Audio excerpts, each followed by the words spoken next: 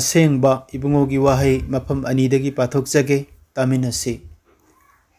ऐदी मपु इबुंगोनी ऐदी होंगबा लैते मरम अदुना हे जाकोब की मचासिंग नखोइबु मांगहनद्रिबनी मलाकी अहुंगी तरु जीसु क्रिस्तदी ngarangsu ngasisu aduga lomba naidaba matam phawba chap manai ibriya tarahumdoi gi nipan taminakraba singi thakta ibungona thogjal pinabiba oisanu amen ibungo da haijamina se thogjal gi horupam wang thoiraba ipa ibungo nahakbu nachana thagachari ngasi ibungo gi yaifaraba numit asida nachana phabo pawgi thorang tawjariba se thawai aseng mana pangbiu हौबदगी लोइबा फावबा थवाय असेंबना अइबु सिजिनबियु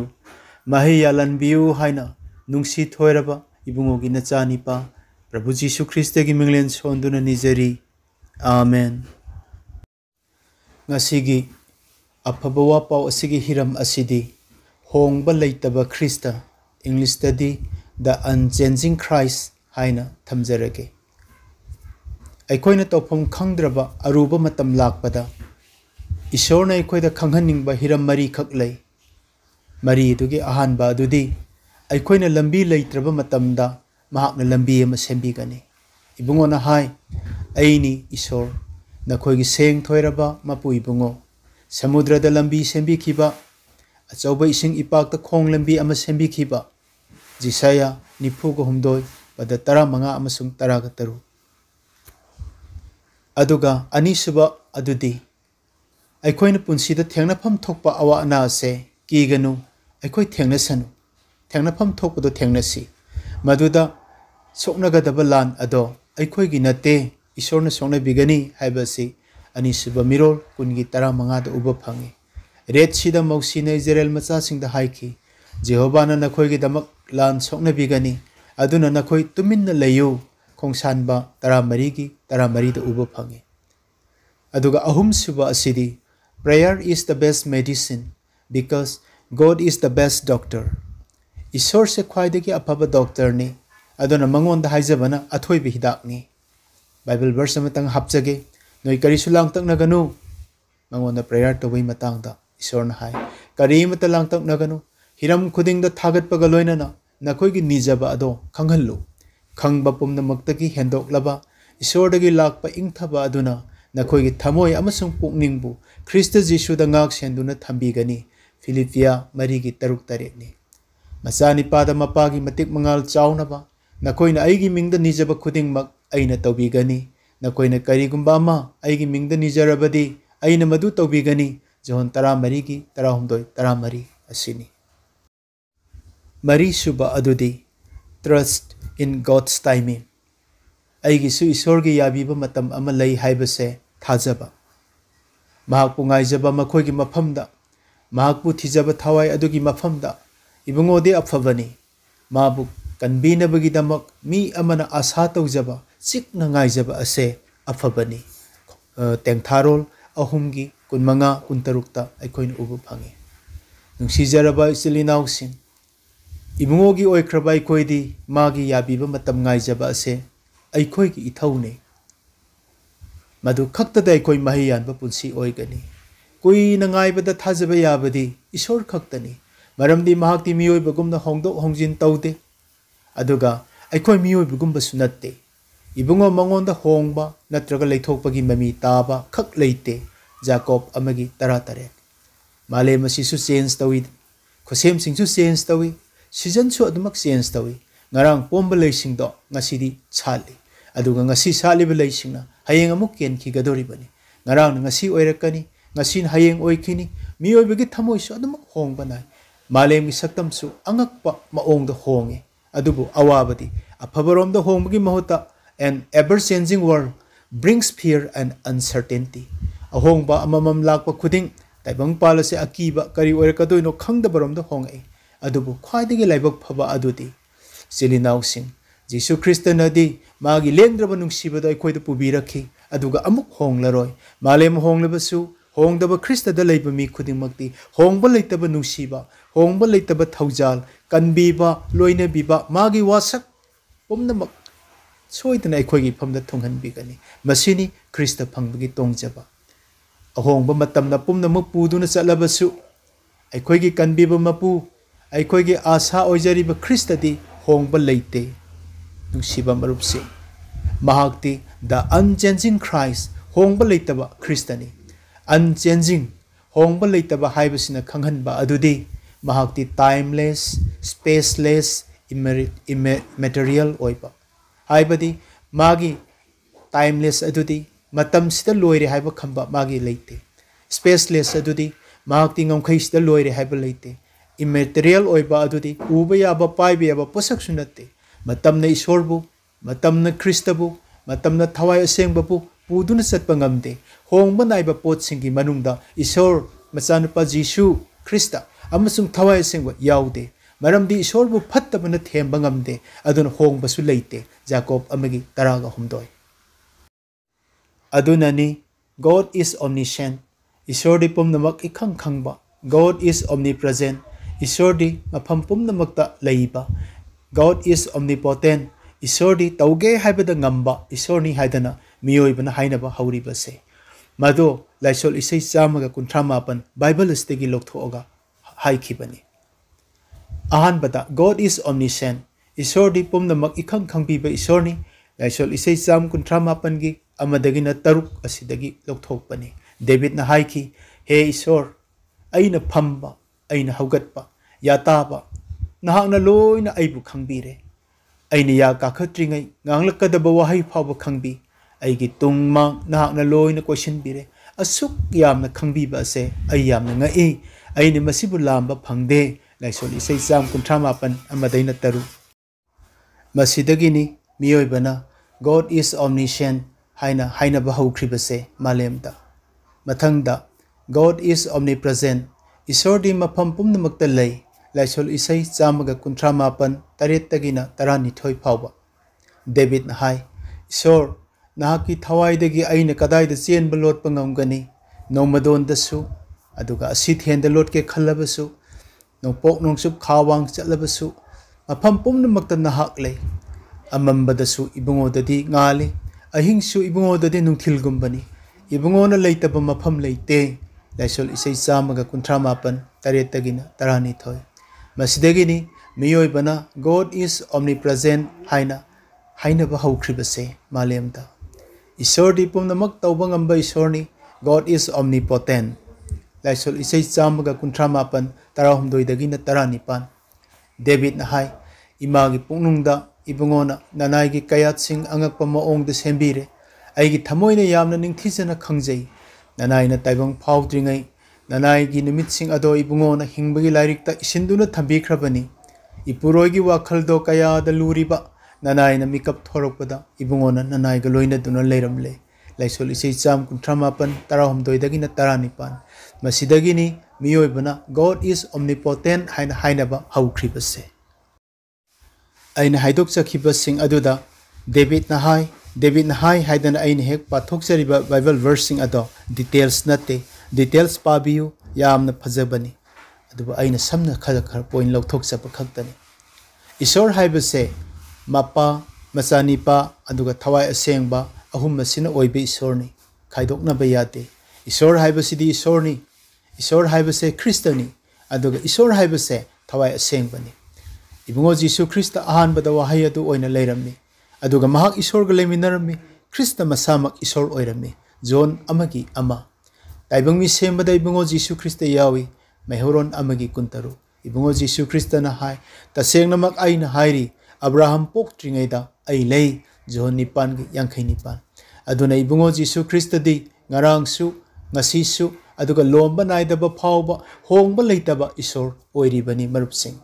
pot पुमनमक Ibungo महाकी मपान ओइरकले अदुगा ओइरकख्रबा अदो इबुंगो महाक यावदना करी अमत्तसु ओइरकते ख्रिस्त यावदना करी मत ओइदे zone अमगी अहुम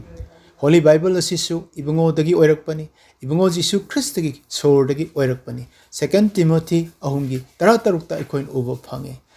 अदुना Bible की lyric genesis to revelation हुंफु तरु असिदा इबुंगो जीसु लोइने यावरिबनी तौबतबु इबुंगो जीसु ख्रिस्तना लाइरिक हुंफु तरु असिदा in the lives of different character ओइने यावबी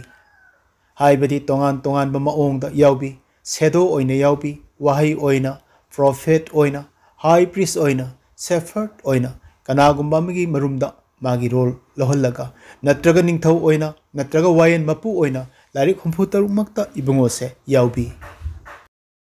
मै हौरोन गी लाइरिकता इबुंगो जीसु ख्रिस्ता अखोगी हिंबगी थवाई नुंसा सोरनी खोंसानबगी लाइरिकता माक अखोगी अरान चखांबगी याव मचानी लिचतलोन गी लाइरिकता माक अखोगी पुरोहित लेने सिंथारोन गी लाइरिकता माक नुंगथिलगी मतमदा लेचिनगी युंबीनी नुमिदांगी मतमदा मईगी युंबीनी अनीसुबा वायलोंदा माक मौसीगुमना माइचौ अमनी जोसुआ की लाइरिकता माक अखोगी अरान खुबमगी लांजिंग पुरेन्नी वायेनब सिंगी लाइरिकता माक वायेनबा अमसुंग याथंग सेमदुना मी सिंबु याथंग पिबीबा मपुनी रुट की लाइरिकता माक अखोगी ख्वाइदगी नकनबा अखोइबु हंदोकपीबा कनबीबा मपुनी अहानबा अमसुंग अनीसुबा समुएलदा माक अखोगी थाजबा याबा माइचौनी अहानबा अमसुंग अनीसुबा निंगथौरोल अदुगा अहानबा अमसुंग अनीसुबा मिरोलदा माक अखोगी इथक्ता पानबीरिबा लोंबा नाइदबा निंगथौनी एजरा अमसुंग नेहेमिया की लाइरिकता माक अखोगी पुंसीगी किंथरबा चेकपुल सिंबु अमुक हन सागतपीबा मपुनी एस्टर की लाइरिकता माक अखोगी मोर्देकाई ओइबी जोब की लाइरिकता माकना अखोइबु लोंबा नाइदना हंदोकपीबा कनपीबा मपु ओइबी थागत इसई लाइरिकता माक अखोगी अफबा यावसेनबनी पाउरौ अमसुंग पाउ संदोकपा लाइरिकता माक अखोगी ईश्वरदगी लाकपा लौसिंगनी अदुगा सोलोमन की इसई लाइरिकता माक अखोगी बोरनी जिसया लाइरिकता माक ईश्वर की अवा खांगलबा मनाई अमनी अमसुंग माक इंगथबगी निंगथौनी जेरेमिया की लाइरिकता माक डेविड की धरादगी नौन चोंखलकपा धर्म चेनबगी उसा अमनी अदुगा तेंगथारोल की लाइरिकता माक कपलिबा अखोगी माइचौनी इजेकिएल की लाइरिकता माक अंगकपा अमसुंग ममाई मरी पानबा मीगी मचानी पानी दानियल की लाइरिकता माक मईगी लेरंग मनुंगदा उबा फंखिबा मरी सुबा ईश्वर की मचानीपा अदुनी होसिया की लाइरिकता माक लमचत मांगलबी अमबु नुंसीना लुहोंगदुना मागी नुपी ओइना लौसिनबीबा ngamba मपु अमने जोयल की लाइरिकता माक थवाय असेंगबा अमसुंग मईदा बाप्ताइज तौबीबा मपुनी अदुगा आमोस की लाइरिकता माक अखोगी अवा पोलुम पुबीबा अमनी ओबादिया की लाइरिकता माक पांगलबा कनबीबा मपुनी जोना की लाइरिकता माक असे मिरमदा पाउ संदोकपदा फावरबा अथोइबा मिशनरी अमनी माइका की लाइरिकता माक पाउ पुरीबा मगी निंगथीजरबा खोंग अदुनी अदुगा नाहुम की लाइरिकता अवाबगी नुमित्ता माक अखोगी पांगल अमसुंग अखोगी लानबन्नी हबाकुक की लाइरिकता माकती अखोगी थवाई चाखनबगी दमक्ता कपलिबा रिवाइवल थुंगहनबीबा अथोइबा पाउ संदोकपा अमनी जेफनाया की लाइरिकता माक अखोगी कनबीबा मपुनी हगाई की लाइरिकता माकती मागी मचासिंगी फंफम थोकपा ईश्वर की ओइबा लनथुम ब्लेसिंग पुमनमक हंजिनबीबा मपुनी जेकरिया की लाइरिकता माकती थिनगाइबीरबा असोक अपन नंगलबा सोकलबा ईश्वर की मचानी पानी मलाकी की लाइरिकता माकती अनाब फानबीबगी मंगाल गलोइनना थोरकलिबा धर्म चेनबगी नुमितनी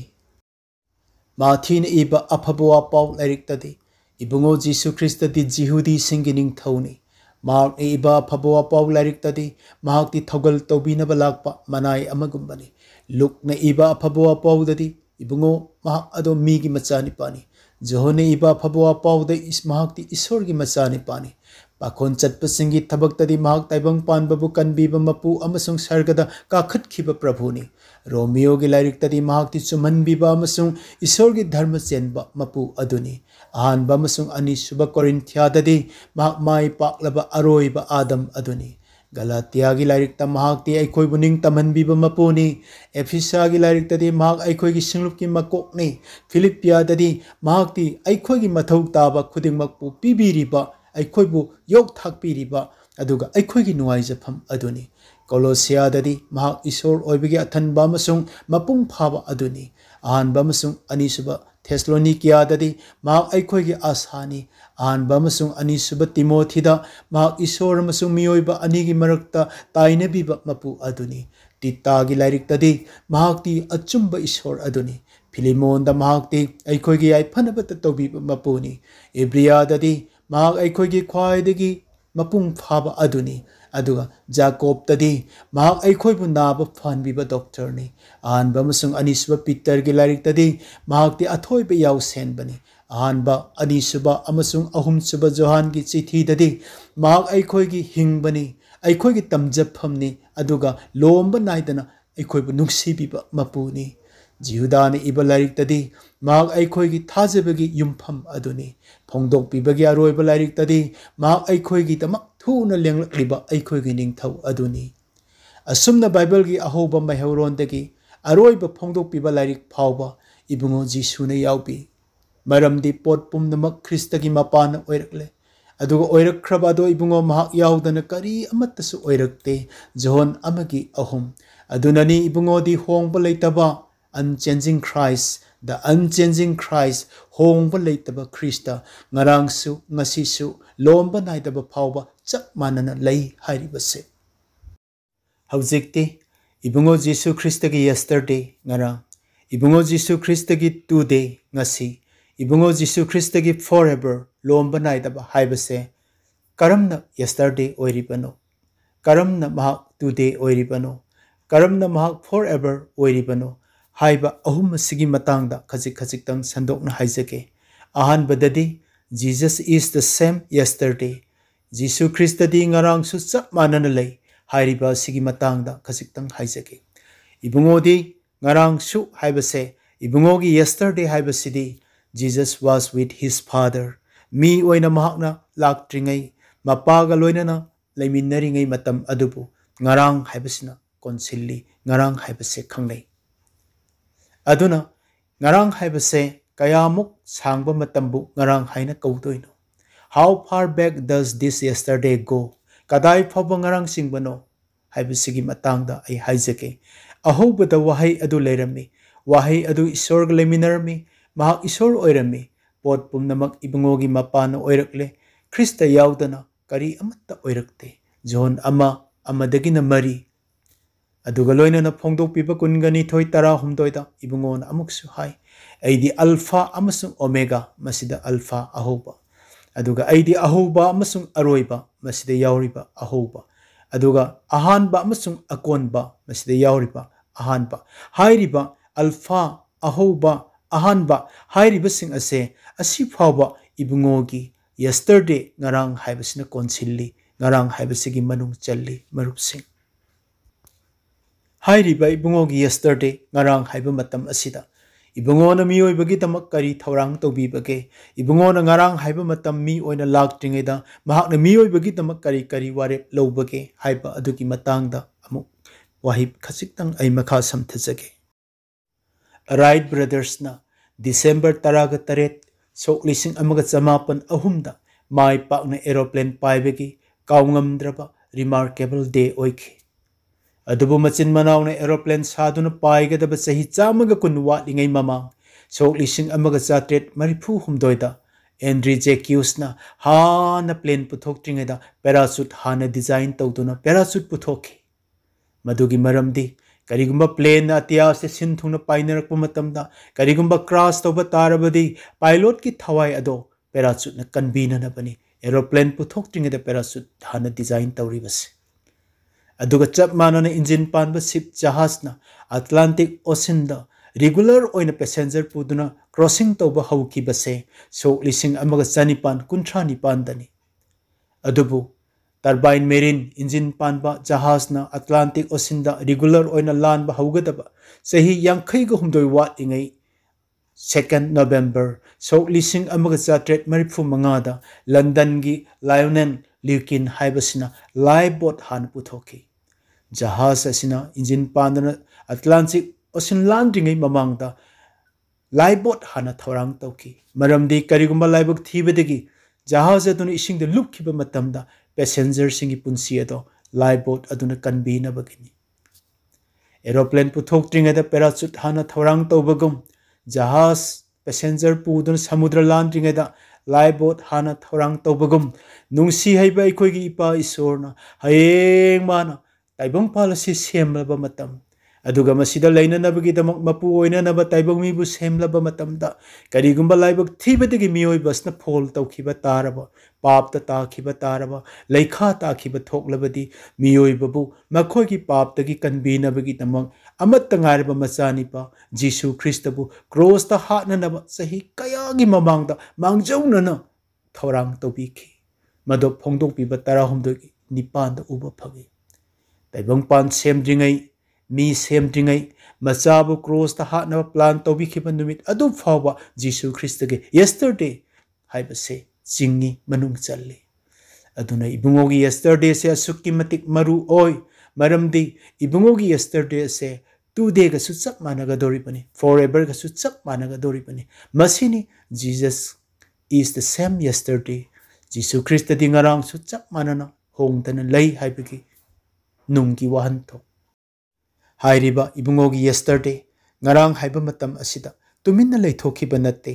मपागा मागा फजना वारेप नदुना हयेंग वाई मियोइबना पापता ताखिबा थोकलबदी आई मियोइबगी पाप की उसिन ओइदुना पुंसी पीबा चटके आई थवाई थाजगे हाइदुना ngarang हाइबा यस्टरडे sta ख्वाइदगी मरु ओइबा वारेपतो मानो वासखी मपागी ममांगदा मपागा मागा यानखी मसिनी ngarang हाइबा मतम से इबुंगोना थौरांग तौखिबदो अदुगा चप मानना ngasi हाइबा अखोइगी नुमिसे हयेंगददी ngarang ओइगदोरिबनी मरम अदुना हयेंगी दमक्तसु अखोइना ngasi थौरांग तौबसे ख्वाइदगी हेना मरु ओइ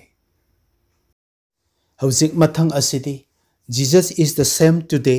इबुंगो जीसु ख्रिस्तदी ngasisu chap manana lei haiba asigi matangda khajiktang ai ten haijake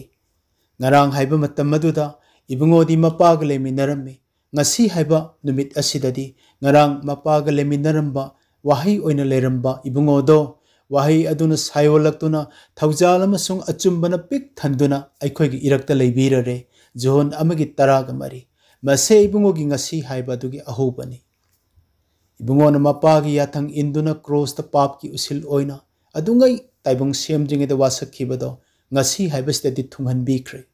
humni subada sibabu joy tawduna ibungona hingat khre aduga hingat laba matungda tarama thoirak miyam da uhan biduna seboksing da uhan biduna mahakna afabo apaw kaya sakhi piduna sandok pirami aduga seboksing gi mamang da ipong pongna ibungobu leichin laukhatki aduga makhoigi miyengi wangmada khanjinki pakhon chatpasingi thabak amagi mapal mahakpu thajabasingna lombanai de hingba punsi phangba zone ahungi taratru ase ibungogi tude ngasi haiba asigi arthani adungai sahi chatret ki mamangda isorna jisaya nifu mapan gi nipanda lauthopi khraba yabiba matamda aina nahakpu tabire aran khubongi numitta aina nahakpu pangbire haikhiba do ibungogi tude ngasi haiba matam asida fulfill tawkhrabani thungkhrabani isil inausing ngasi gi value se asukimatic lei asukimatic meaningful oi madudi yengu haujik yabiba matamni yengu haujik aran khubongi numitni ani suba Korinthia taruki ani mase ngasi haibisigi maru oiba aduni मियोइबना पुकनिंग होंगनब निमित्सु ngasi asini aran khubam phangnab nimitsu ngasi asini pap thadokpagi nimitsu ngasi asini lom banai da balan tungsan ga daba matam adusu ngasi asini mathak lomgi bor khudingmak phangba yaba nimit adusu ngasi asini thawai aseng ba haithabiba nimit adusu ngasi asini adugane thawaina thangadaba nimit adusu ngasi asini thawai aseng mun singhan bigadaba nimit adusu ngasi asini marupsing माने ईश्वर चंगजरक सिंबु मपुंग फाना कनबीबा ngame मरमदि अखोइगी दमक हाइजबिनबा महाक मतम पुमनमकी ओइना हिंगली इब्रिया 8 की 15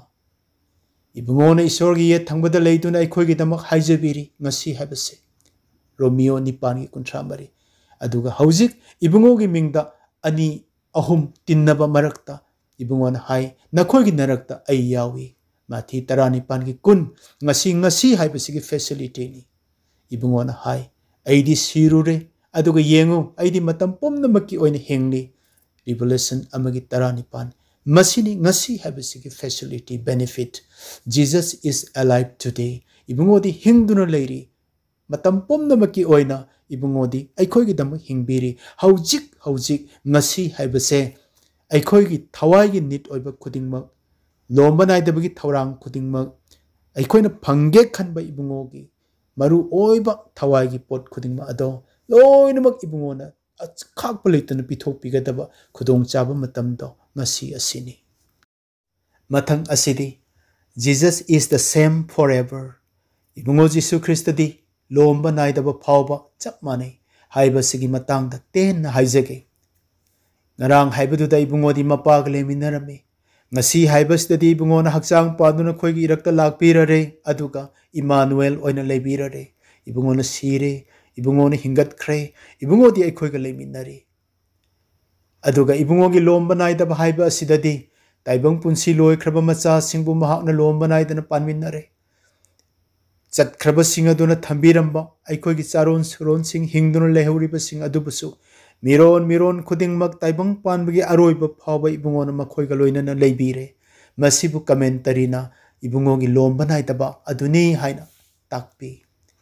इबुंगो मसामकना पाप की इरादपोट ओइना अमुक्तंग कटलगा ईश्वर की येत थंगबदा फमदुना मतम पुमनमकी ओइना लोम्बा नाइदना लेइरे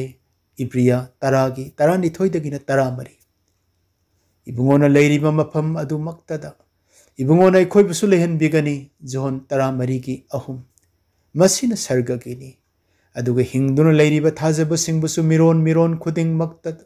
ताइबंग पानबगी अरोइबा फाव इबुंगोना मखोइगा लोइनना मतम पुमनमक्ता लई माथी कुनिपान की कुन मसिना पृथ्वी गिनी जीसुदी मेलकिजेदेक की परिंगदा अइखोइगी मांग थाबिरिबा लोम्बा नाइदबा पुरोहित लेननी इब्रिया तरुक की कुंद उबा फंगी मचानिपादुगी मरमदा महाकना हाई हे ईश्वर नाहकी फंबालदी लोम्बा नाइदबा मतमगिनी नाहकी निंगथौ लेबाकी वायेनजै अदुदी धर्म चेनबनी इब्रिया अमगी निपान इबुंगो पोकलमदाइदा सर्गदूतना हाइबिरमी इबुंगो महाकी निंगथौ लेबाक अदो लोम्बा नाइरोय लुक अमगी कुंथ्रागा हुमदोय ईश्वर की मचानिपा जीसु मसामक लोम्बा नाइदबा इपा एवरलास्टिंग फादर हाइना ईश्वर न ममिंग थोनबी जिसया मापनगी तरुक लास्ट लाइन ते येंबियो लोम्बा नाइदबा हाइबसे असुकी मतिक यामी अदुना वर्स मयामदो मरम मयामदो लोइन हाइजररोय समजिनजरगे टेंशनजरगे क्रिश्चियन की साल्वेशन अरान खुबम हाइबसकी वैल्यू से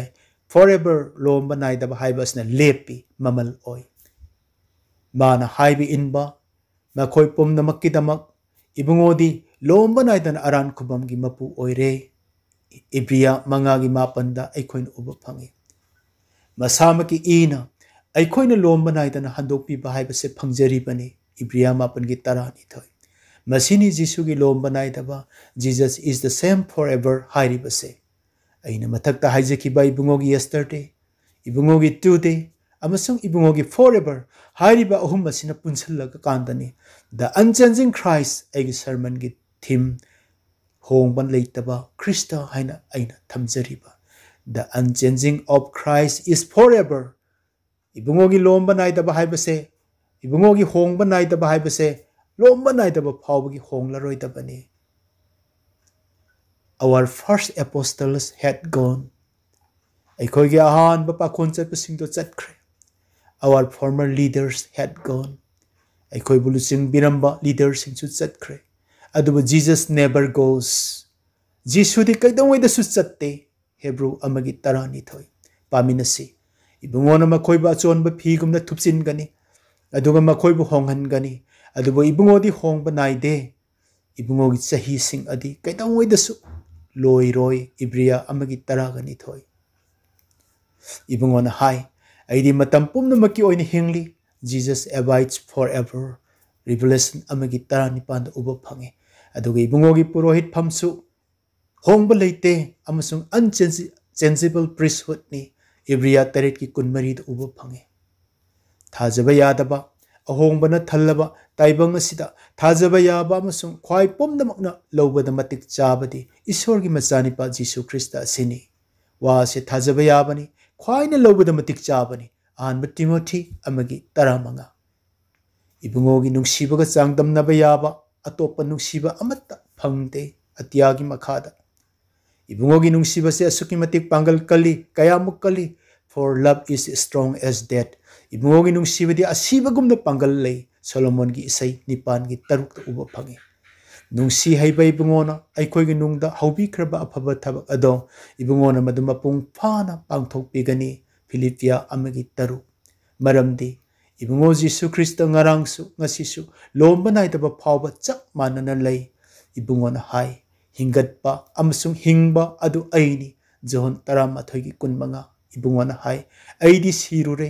aduga yengu aidi matam pumnamaki oini hingli phongdokpiba 1:19 ibungona hai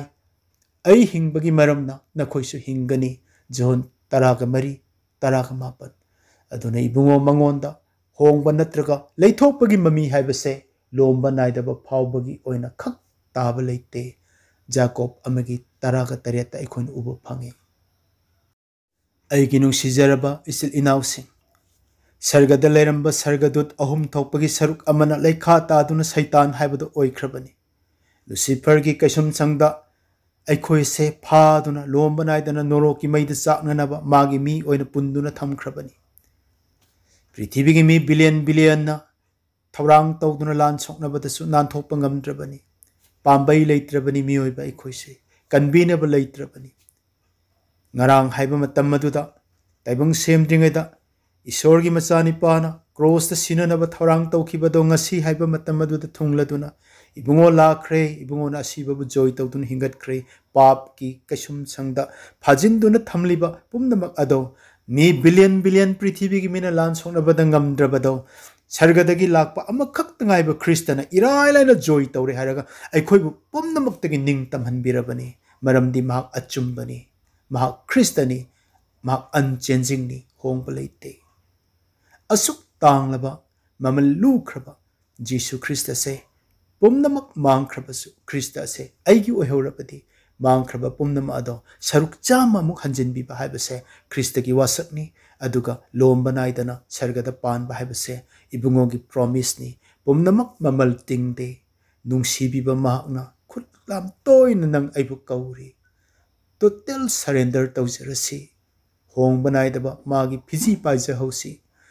पृथ्वी से मथंग मथंग लोयना होंगलकपदा नंग अइगी नुंसीबा नंग अइगी अरान खुबम इबुंगोगी थौजाल से लेंगदना असुमक लेहौरबदी मांगजबा करी अमत लेत्रे ईश्वरना बोर पिबीबा ओइसनु आमेन।